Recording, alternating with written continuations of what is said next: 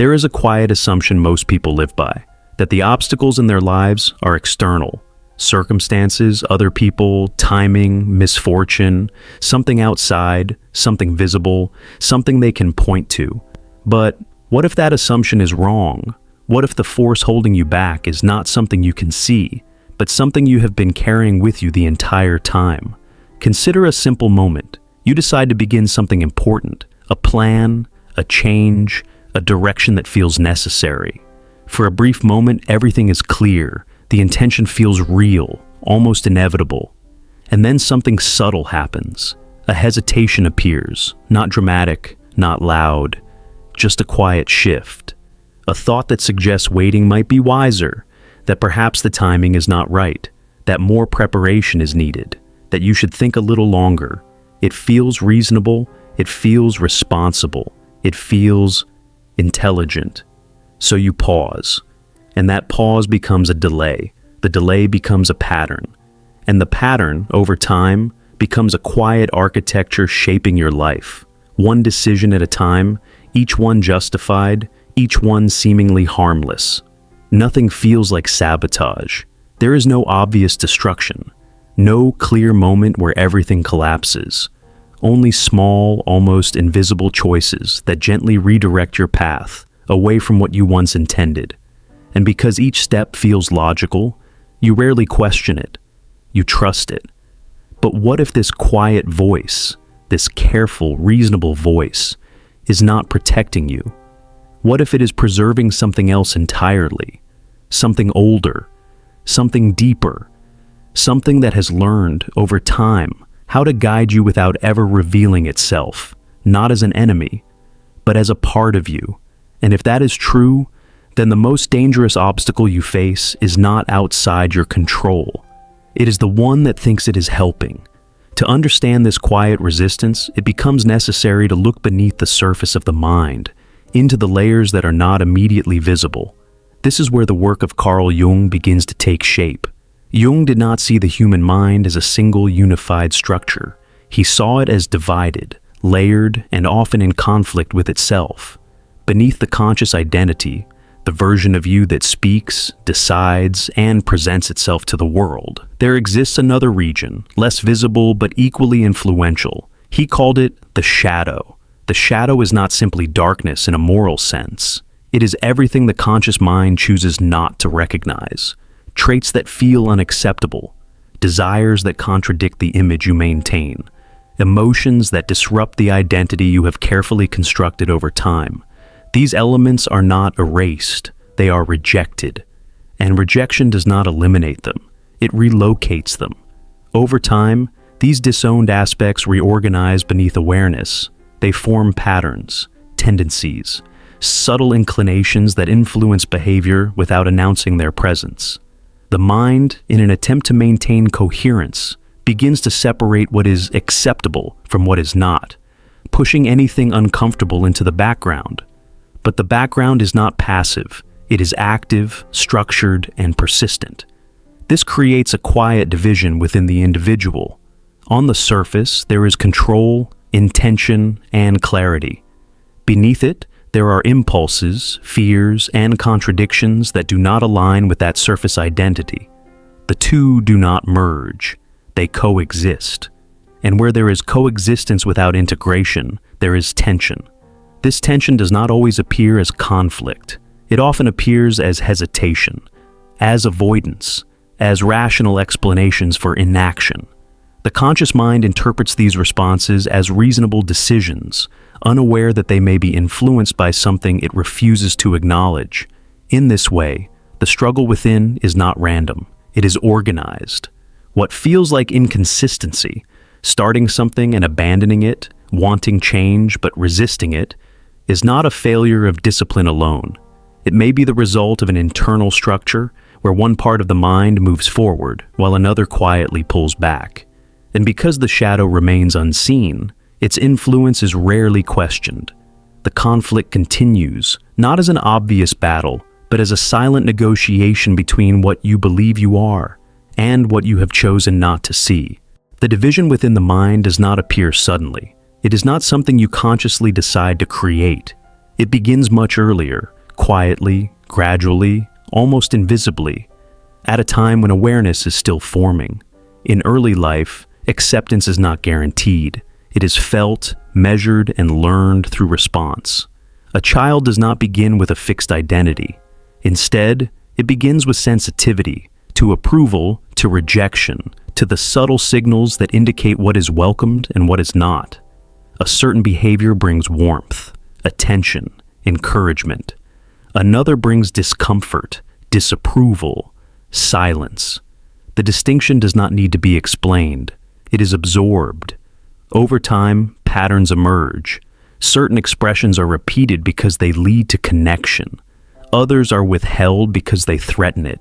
The mind, seeking stability, begins to organize itself around this dynamic. What is accepted becomes part of the visible self. What is rejected does not disappear. It is set aside. This is the first split. It is not dramatic. There is no clear moment where the division is announced. It happens through repetition, through countless small interactions that teach a simple but powerful lesson. To be accepted, certain parts of you must remain hidden. The child adapts, not through conscious strategy, but through necessity. It constructs a version of itself that aligns with expectations, more agreeable, more controlled, more consistent with what is rewarded by its environment. This version becomes familiar, recognizable. Eventually, it begins to feel like identity itself. But beneath that constructed layer, something remains. The impulses that were discouraged, the emotions that were inconvenient, the traits that did not fit. They are not integrated, they are excluded, and exclusion creates distance. As this process continues, the mind becomes increasingly structured around what is allowed and what is not. The acceptable self grows stronger, more refined, more stable. The rejected aspects grow quieter, but not weaker. They persist, unacknowledged, outside the boundaries of conscious identity. What feels like maturity is often adaptation. What feels like self-control is sometimes suppression.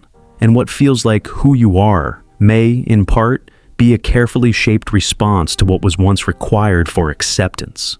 The unsettling realization begins here. Self-rejection is not instinctive. It is not an inherent flaw in human nature. It is learned, subtly, consistently, and often without awareness. And once it is learned, it does not simply disappear. It becomes the foundation upon which the rest of the mind is built. What is rejected does not remain inactive. It waits. Beneath the surface of conscious identity, beyond the carefully constructed version of the self, there exists a growing accumulation of everything that was denied. Not erased, not resolved, only displaced. This is what Carl Jung described as the shadow. It is not a separate entity. It is not something foreign to the individual. It is composed of one's own thoughts, impulses, emotions, and tendencies that were once judged unacceptable and therefore pushed out of awareness. But suppression is not elimination. The mind does not destroy what it rejects. It conceals it. And what is concealed does not remain unchanged. In the absence of acknowledgement, these rejected aspects begin to evolve in isolation. They are not integrated into conscious understanding. They are not examined or refined. Instead, they exist without direction, accumulating emotional intensity over time. The anger that could not be expressed becomes deeper. The desire that was denied becomes more persistent. The fear that was ignored becomes more influential. Without awareness, the shadow grows, not visibly, but structurally. At first, its presence is subtle. It does not appear as something external. It reveals itself indirectly, through reactions that feel disproportionate, through impulses that seem unfamiliar, through decisions that contradict one's stated intentions. A person may act against their own interests without fully understanding why. They may sabotage opportunities they once pursued. They may feel drawn toward patterns they consciously reject. These moments often appear irrational, but they are not random. They are expressions. The shadow does not communicate through logic. It emerges through behavior, through emotional undercurrents, through sudden shifts that bypass deliberate control, and because these expressions originate outside conscious awareness, they are often misinterpreted. The individual may search for explanations in external circumstances, in other people, in temporary conditions, rarely considering that the source may lie within a part of themselves they have never fully acknowledged. This creates a quiet contradiction.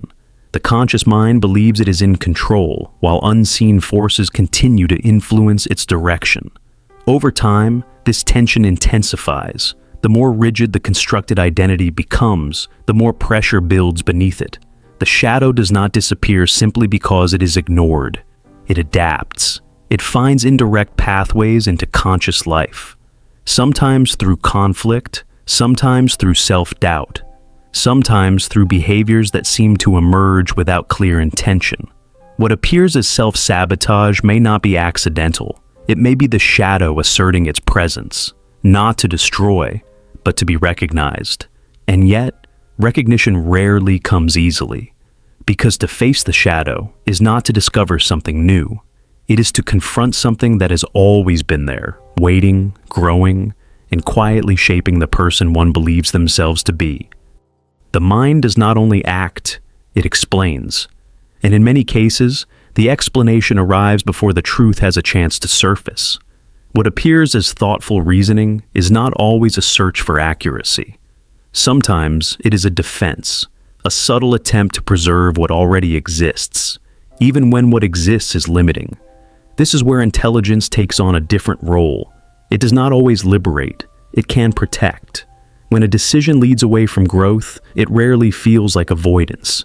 It feels justified, carefully considered, supported by reasons that appear coherent, even responsible. The mind begins to construct narratives that transform hesitation into wisdom, retreat into strategy, and fear into caution. I need more time. It is not the right moment. There are risks that should not be ignored. Each statement carries a degree of truth. That is what makes them effective. They do not present themselves as falsehoods. They present themselves as partial truths, fragments of reality arranged in a way that supports a particular outcome. Over time, this process becomes refined. The mind learns how to defend its patterns with increasing sophistication. It draws from memory, from logic, from past experiences, assembling arguments that feel convincing enough to prevent deeper questioning. The more intelligent the individual, the more complex and persuasive these justifications can become. And this is where a subtle shift occurs. Intelligence, instead of challenging limitation, begins to reinforce it. What might have once been recognized as hesitation is now reframed as prudence. What might have been fear is now interpreted as awareness. The individual does not feel trapped. They feel rational. This creates a quiet form of self-deception, not through ignorance, but through interpretation. The mind does not need to lie outright. It only needs to redirect attention away from uncomfortable truths and toward explanations that preserve internal stability. In doing so, it maintains a sense of control while quietly avoiding disruption. But beneath this controlled surface, the earlier tension remains. The part of the mind that seeks expansion continues to exist. The part that resists it continues to justify itself. And between them, a dialogue unfolds, unseen, but persistent. Each justification strengthens the pattern. Each rational decision reinforces the structure. And gradually, the individual becomes more certain, more consistent, more aligned, not with truth, but with the version of reality that feels safest to maintain. This is the deeper complication. The obstacle is no longer confusion. It is clarity. Clarity built on explanations that were never meant to be questioned. And when intelligence begins to serve this process, the mind does not appear conflicted. It appears convinced, even when it is quietly holding itself back. Control is one of the most convincing sensations the mind can produce. It does not need to prove itself. It simply feels present. Each decision appears to emerge from a clear point of intention, as though thought leads directly to action, and action reflects choice. But this feeling may not be as complete as it seems. Before any decision reaches awareness, a series of quieter processes have already begun. Associations form, emotional responses activate, memories, preferences, and fears subtly influence perception. By the time a choice becomes conscious, much of its direction has already been shaped. What feels like authorship may, in part, be interpretation. Consider how often decisions align with what is familiar, what is safe, what has been reinforced over time. Patterns repeat, not because they are consciously selected, but because they have become embedded within the structure of the mind. Social environments contribute to this structure. From early life onward, individuals are exposed to systems that define what is acceptable, valuable, or expected. These systems do not always impose directly. They operate through repetition, through normalization, through the gradual shaping of perception. Certain choices begin to feel natural, while others feel unnecessary, or even unthinkable. The individual experiences this as preference, but preference can be inherited. Past experiences add another layer. What has caused discomfort is avoided. What has provided stability is repeated. The mind, seeking continuity, begins to guide decisions toward outcomes that preserve a sense of internal balance, even if that balance limits growth. Fear operates within this process as well, not always as something obvious or overwhelming, but as a subtle influence that redirects attention. It narrows possibilities. It introduces hesitation. It encourages retreat under the appearance of caution. And because it rarely presents itself directly, it is often mistaken for reason. Together, these forces create a framework through which decisions are made. Within that framework, choice still exists, but it is constrained, directed, influenced by elements that remain outside conscious awareness. The individual feels in control because the final decision appears deliberate, even if its origins are not fully visible. This creates a quiet uncertainty. If the mind is shaped by forces it does not fully perceive, then control becomes less absolute, not absent but partial, not false but incomplete. And once this possibility is considered, a more unsettling question begins to emerge. How many of your decisions were truly yours, and how many were guided subtly, consistently, by patterns you never chose to question? There is a moment, rare, unplanned, when the pattern stops feeling invisible. It does not arrive as a revelation of clarity, but as a disruption. Something no longer fits the explanation you have been telling yourself. A repeated outcome begins to feel familiar in a way that is difficult to ignore. The hesitation, the delay, the quiet retreat disguised as reason. For the first time, these do not feel like isolated events. They begin to align, forming a shape that suggests continuity rather than coincidence. And in that alignment, something shifts. The focus turns inward, not as an act of curiosity, but as a necessity. The usual explanations lose their certainty. External causes begin to feel insufficient. The mind, for a brief moment, stops defending and starts observing. This is where the discomfort begins, because what becomes visible is not a single mistake, but a pattern of participation, a recognition that the obstacles once attributed to circumstance may have been, in part, sustained from within. Not deliberately, not consciously, but consistently. This realization does not feel empowering. It feels destabilizing. The identity that once appeared coherent now reveals inconsistencies. Intentions and actions no longer align in the way they were assumed to. The sense of control begins to fracture, replaced by an awareness that something deeper has been influencing direction all along. Carl Jung described this process as a form of self-confrontation, not reflection in the comfortable sense, but confrontation in the psychological sense, an encounter with aspects of oneself that were previously ignored or denied. It is not a discovery of something new, but a recognition of something that has always been present, operating without acknowledgement, and this recognition carries a cost. Because to see the pattern clearly is to lose the ability to ignore it. The mind can no longer return to the same explanations without resistance.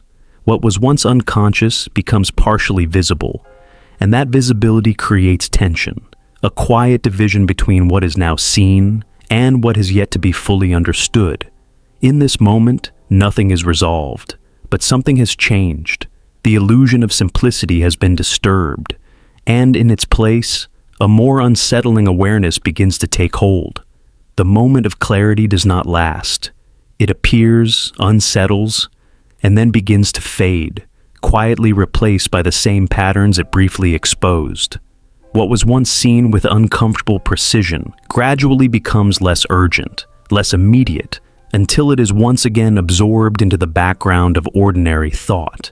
This return is not accidental. It is driven by something deeper than habit. The structures within the mind are not designed for constant disruption. They are built for stability. Identity, once formed, resists alteration because it provides continuity, a sense of knowing who one is, how one behaves, and what one can expect from oneself. To confront the shadow is to disturb that continuity. It introduces contradictions that cannot be easily resolved. It reveals aspects of the self that do not align with the identity that has been carefully maintained over time, and this creates a form of psychological tension that is difficult to sustain. Comfort begins to pull the mind back, not as a conscious choice, but as a quiet inclination toward what feels familiar. The known patterns, even if they're limiting, offer a sense of predictability. They require less effort, less uncertainty, less internal conflict. Change, by contrast, introduces instability. It demands that the individual remain in contact with what is unresolved. It requires a willingness to question not just behavior, but identity itself. And for many, this process feels less like growth and more like disintegration. So, the mind retreats, not because the truth is hidden, but because it is uncomfortable. And in that retreat, the patterns return, not unnoticed but unchallenged, continuing in the same direction, sustained by the quiet preference for stability over confrontation. There is a quiet discomfort in realizing that the enemy was never something you could escape, not because it was hidden well, but because it was never separate from you to begin with. For most of your life, conflict appeared external. Obstacles had faces, names, circumstances. Failure could be explained through conditions, lack of opportunity, unfair systems, unfortunate timing. Each explanation created distance. Each justification preserved a certain image of yourself, one that was trying but hindered. But what happens when that distance collapses? When the pattern begins to repeat too precisely to be coincidence? When the same forms of hesitation, avoidance, and self-sabotage appear across entirely different situations? When the external explanations no longer hold under scrutiny? The structure begins to reveal something else. Not a series of unfortunate events, but a consistent internal force shaping them. This is where the discomfort deepens. Because if the resistance was internal, then it was present in every moment you believed you were merely reacting. It was there in the decisions you delayed, the risks you avoided, the truths you refused to articulate even to yourself. It was not imposed. It operated from within, quietly influencing direction while maintaining the illusion of neutrality. And perhaps more unsettling than its presence is its familiarity. It does not feel like an intruder. It feels like you. Its voice blends seamlessly with your reasoning. Its doubts present themselves as caution. Its avoidance disguises itself as patience. Over time, the distinction between your intentions and this internal resistance becomes almost impossible to detect. So the question changes. It is no longer about what stood in your way. It becomes a question of how much of your path was unconsciously redirected by something you never chose to confront. How many opportunities were not lost, but quietly dismissed before they could even take shape? How many versions of your life never emerged, not because they were impossible, but because something within you ensured they remained unrealized? And if that is the case, then the implications are difficult to contain, because there is no clear separation, no identifiable boundary where you end and this opposing force begins. It moves with you, decides with you, justifies itself through you, which leaves only one unsettling thought lingering beneath the surface. If the enemy has always been within, then how much of your life was never truly yours?